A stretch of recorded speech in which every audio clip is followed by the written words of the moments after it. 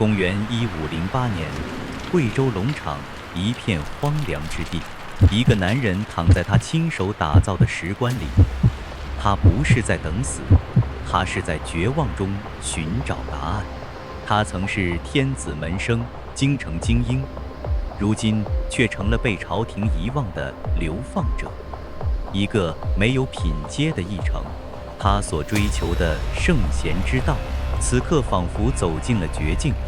他信奉的程朱理学曾教导他，理在万物的运转中可循，但他什么也找不到。圣人除此，更有何道？就在这彻底的黑暗中，一个寂静的午夜，王守仁突然从石棺中一跃而起，放声大笑，声音震碎了整个山谷。他终于悟了，龙场悟道。这不仅是王阳明个人生命中的转折点，也是中国思想史上的一次核爆。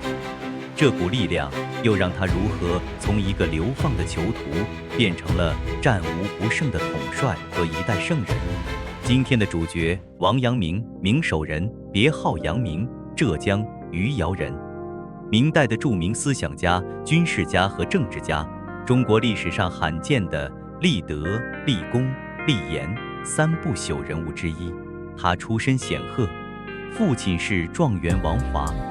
按理说，他本该轻松走上仕途，但他从一开始就是个异类。别的孩子在背书考功名，他15岁就上书皇帝，要带兵出关平定鞑靼。17岁，他又宣布了更狂的目标，他要做圣贤。为了实现这个目标，他开始认真研习朱熹理学。理学说，你必须通过格物穷理来探求万物中的理。于是，王守仁就对着竹林里的竹子格上了。他苦思了7天7夜，结果理没格出来，人却先病倒了。这就是著名的守仁格竹。这次的失败在他心里埋下了怀疑的种子。后来他在杭州遇见一位禅师，禅师告诉他看破红尘的道理。王守仁仅问了他一句：你想你母亲吗？禅师沉默许久，流泪承认：怎能不想？王守仁立即指出：想念母亲，这是人的本性，也是天理。他开始意识到，朱熹将天理与人欲强行分割，恐怕是错误的。但这种特立独行很快为他招来了杀身之祸。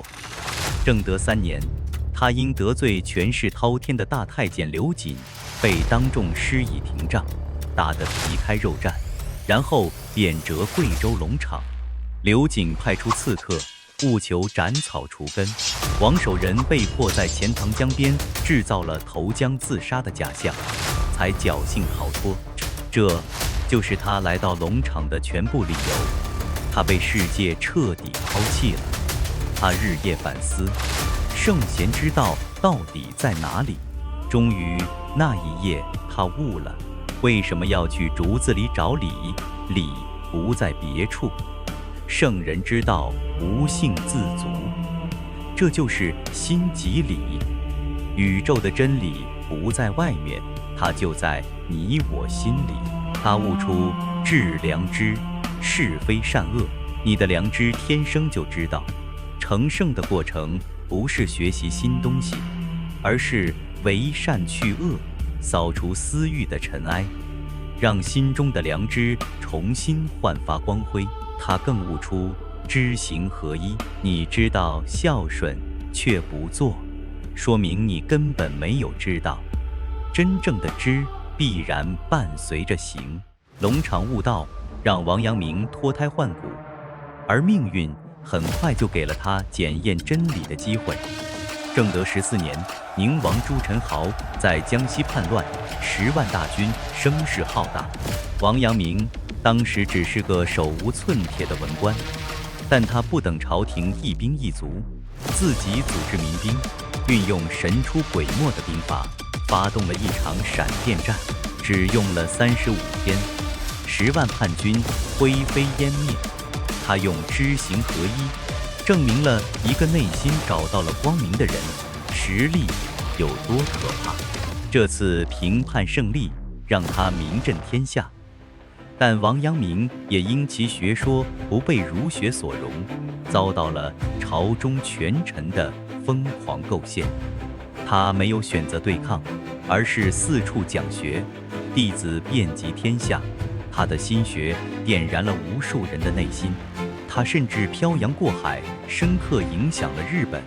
日本海军名将东乡平八郎终生佩戴一枚印章，上面刻有“一生俯首拜阳明”。